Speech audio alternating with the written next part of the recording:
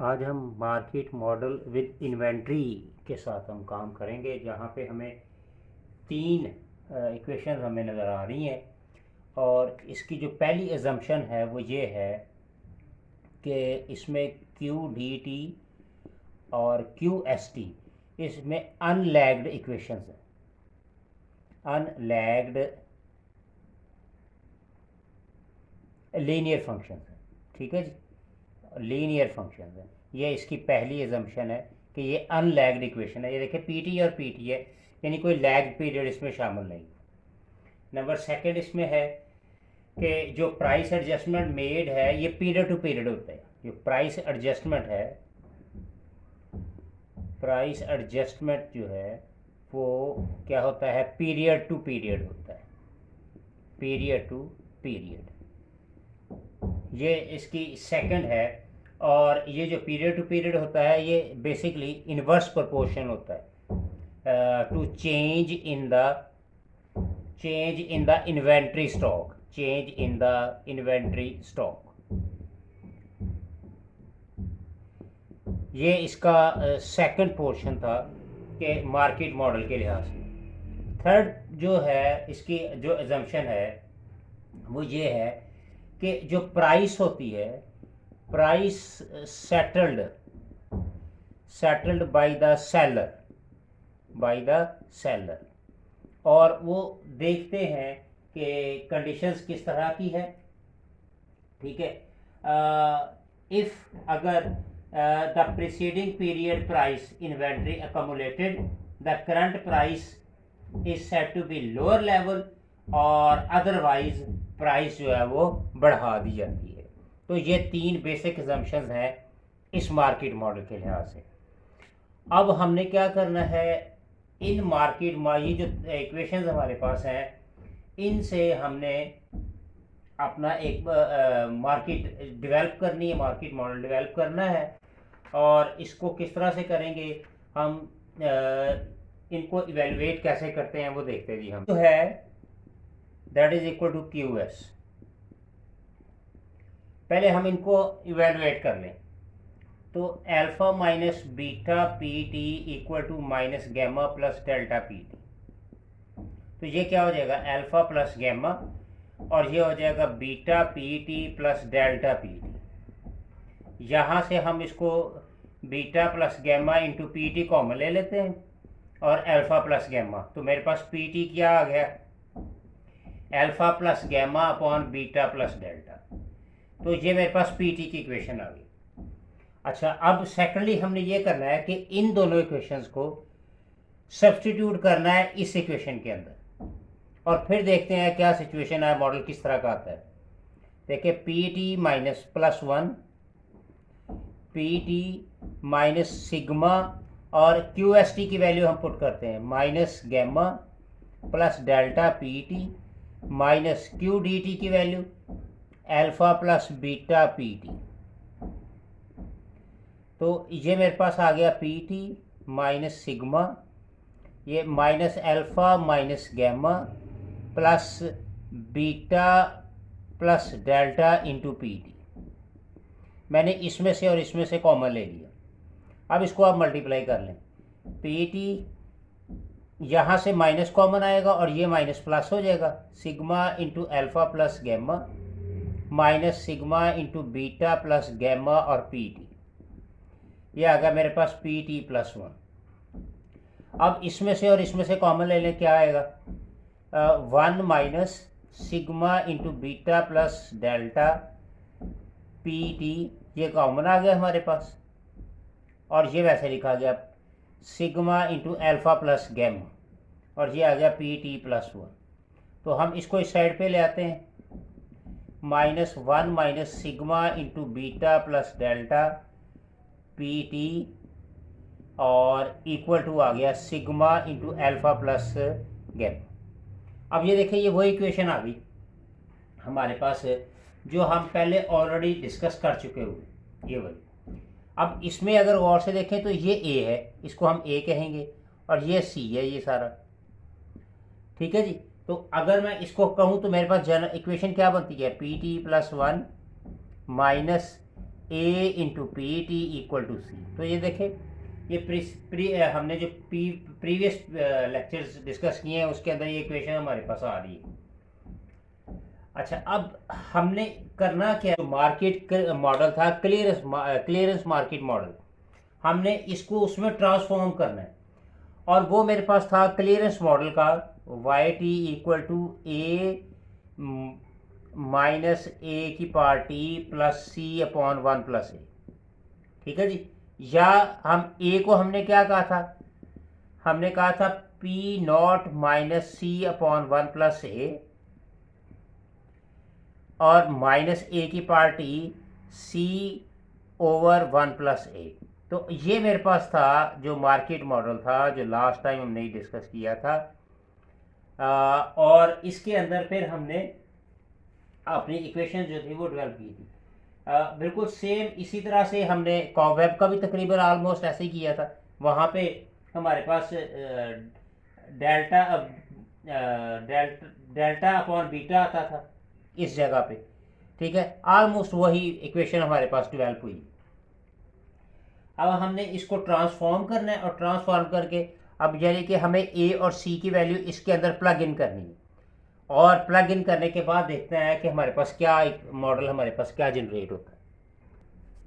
Y T equal to P naught minus C की value हमारे पास ये sigma into alpha plus gamma 1 plus A की value यहाँ से पुट कर लेते हैं 1 minus sigma into beta plus delta into -1 A की value again 1 minus sigma into beta plus delta और इसकी पावर टी आ जाएगी और फिर प्लस और यही वैल्यू दोबारा यहाँ पे यही वाली value sigma into alpha plus gamma upon 1 minus sigma into beta plus delta. तो ये मेरे पास आ गया पी नॉट, यहाँ से ये कैंसिल हो जाएगा और सिग्मा से सिग्मा भी कैंसिल हो जाएगा। तो ये आ जाएगा alpha plus gamma upon beta plus delta.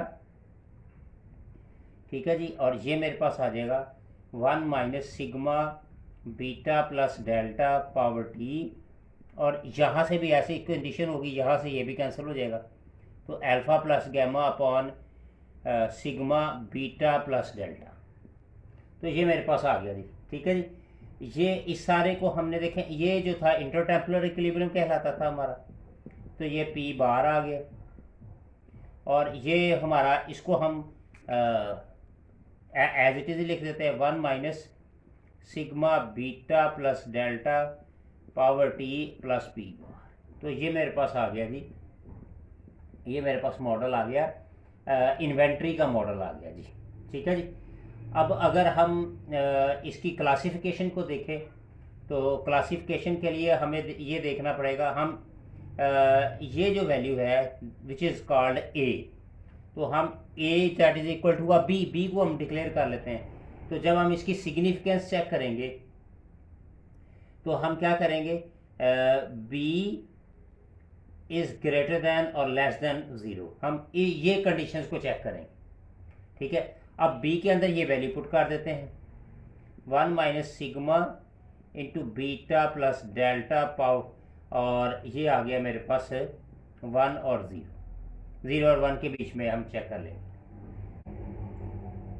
इसको मैं मज़ीद वैल्यूएट करूँ तो 1 इस साइड पे आ जाएगा और ये 1 इस साइड पे भी चला जाएगा। जब इस साइड पे जाएगा तो ये 0 हो जाएगा, जब इस साइड पे आएगा तो ये -1 हो जाएगा। ठीक है। तो ये रह जाएगा minus sigma into beta plus delta.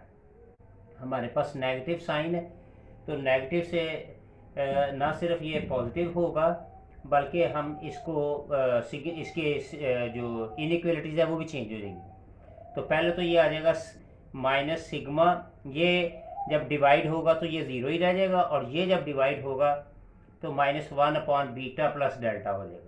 अब इसके साइन चेंज हो जाएंगे, चूँकि नेगेटिव आया तो ये इसकी सिंबॉलिक चेंज हो जाएगी, लाइक यूँ आ जाएगा। ठीक है जी। तो 1 प्लस बीटा प्लस डेल्टा आ जाएगा। इसकी टाइम पाथ की बात कर लेते हैं जी, टाइम पाथ की। तो टाइम पाथ के अंदर हमें 2 चीज़ें चेक करनी पड़ेंगी। उसके लिए नंबर 1 तो हमें बी की वैल्यू देखनी पड़ेगी कि बी की वैल्यू क्या है और सिग्मा की वैल्यू क्या है, दो चीज़ें चेक करनी पड़ेगी। अगर तो बी जो है यूं 0 और 1 के बीच में आ जाए तो इसका मतलब ये है कि सिग्मा जो है वो 1/बीटा प्लस डेल्टा से लेस होगा, सिग्मा जो है वो लेस होगा इससे, और ये क्या कहलाएगी, ये होगी नॉन ऑस्किलेटरी, नॉन ऑस्किलेटरी, और नॉन ऑस्किलेटरी को हम कहेंगे कन्वर्जेंट, कन्वर्जेंट। ये पहला केस आ गया। अच्छा, अगर बी ज़ीरो आ जाए, बी अगर ज़ीरो आ जाए तो फिर हम क्या कहेंगे, हम कहेंगे sigma that is equal to beta plus delta, और ये क्या होगा, ये बेसिकली इक्विलिब्रियम कंडीशन कहलाएगी, ये इक्विलिब्रियम पे होगा जी। थर्ड केस क्या होगा, अगर 0 से लेस हो और -1 से ग्रेटर हो, -1 से ग्रेटर हो, तो इसकी कंडीशन कुछ यूँ होगी, सिग्मा जो है वो 2/बीटा प्लस डेल्टा से लेस होगा और ग्रेटर होगा 1/बीटा प्लस डेल्टा, इससे ग्रेटर होगा।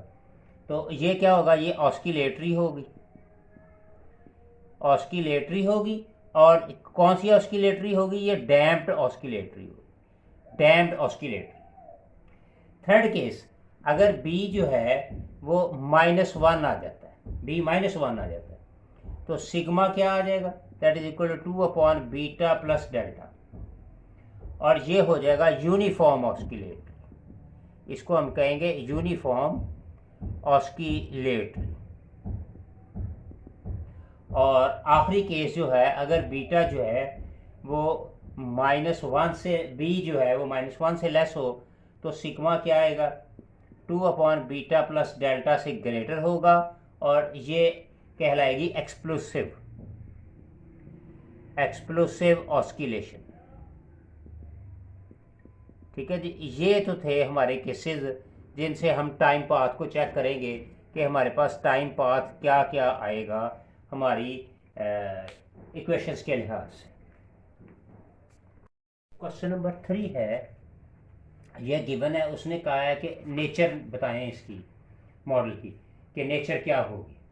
ठीक है जी, टाइम पाथ के लिहाज से मैं पहले सबसे पहले QD2 को कंपेयर करूं तो ये होता है अल्फा माइनस बीटा PT, तो इसका मतलब अल्फा की वैल्यू मेरे पास कितनी आ गई 21, और बीटा की वैल्यू मेरे पास आ गई 2।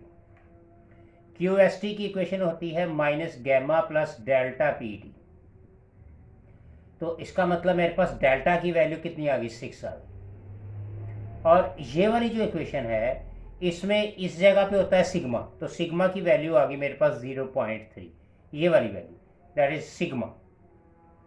ठीक है जी, अब हम क्या करते हैं, हमारे पास जो मॉडल था अभी जो हमने लास्ट पे हमने निकाला है, PT is equal to P0 minus alpha plus gamma upon beta plus delta, फिर यहाँ पे A की वैल्यू थी 1 minus sigma beta plus delta, इसकी पावर T, और यहाँ पे फिर alpha plus gamma upon beta plus delta. तो ये मेरे पास था, हमने जो मॉडल डेवलप किया। अब इसके अंदर आप वैल्यू पुट करें, P0 माइनस अल्फा की वैल्यू 21, गैमा की वैल्यू मेरे पास कितनी है, यहाँ से गैमा की वैल्यू निकल आएगी, ये -3 आ जाएगी, +3, बीटा की वैल्यू मेरे पास कितनी है, हमने निकाली है 2 है, और डेल्टा की वैल्यू हमने निकाली है वो है 6। इसी तरह से 1 सिग्मा की वैल्यू 0.3, और बीटा की वैल्यू 2 है, और डेल्टा की वैल्यू 6 है, और पावर T आ गई, और यहाँ पे भी 21 + 3 / 2 + 6, तो ये मेरे पास आ गया, ये 24/8 आ गया, ये 1 - 0.3 × 8 और इसकी पावर T आ गई, और ये 24/8 आ गई। ये मेरे पास 3 आ गया डिवाइड करने से, इसको किया, इसको मल्टीप्लाई किया तो 2.4 हो गया, पावर T + 3 आ गया।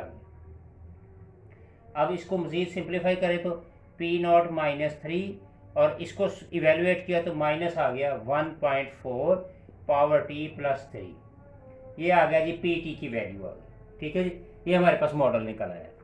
अब हमने बताना है कि नेचर क्या है। नेचर में हमने देखना है, एक तो सिग्मा की वैल्यू देखनी है, और सबसे पहले हमने ये देखे यहाँ पे हमने फाइंड आउट किया हुआ है कि आप चेक करें कि यहाँ पे ये देखें बी की वैल्यू 1.4 आ रही है। 1.4 इसका मतलब क्या है कि वो ग्रेटर देन 1। 1.4 का मतलब ये है -1.4 आ रही है, तो -1.4 का मतलब ये है कि लेस देन -1 है, यानी ये वाली कंडीशन आ रही है बी लेस देन -1। इसका मतलब मेरे पास सिग्मा क्या आएगा, सिग्मा आएगा ग्रेटर देन 2/बीटा प्लस डेल्टा। तो जब इसको मैं सॉल्व करूंगा तो मेरे पास क्या आएगा, 0.3 इसकी वैल्यू थी, और 2/बीटा की वैल्यू 2 थी, और डेल्टा की वैल्यू मेरे पास 6 थी। तो ये मेरे पास सॉल्व हो के आ गया 0.3 is greater than that of 0.25। अब देखिए सिग्मा की वैल्यू जो है वो ग्रेटर है इस वैल्यू से, तो क्या नेचर क्या बन गई, ऑस्किलेशन है, ऑस्किलेशन है, और क्या है, एक्सप्लोसिव, यानी एक्सप्लोसिव ऑस्किलेशन है जी इसकी नेचर। जी ये था जी क्वेश्चन नंबर 3।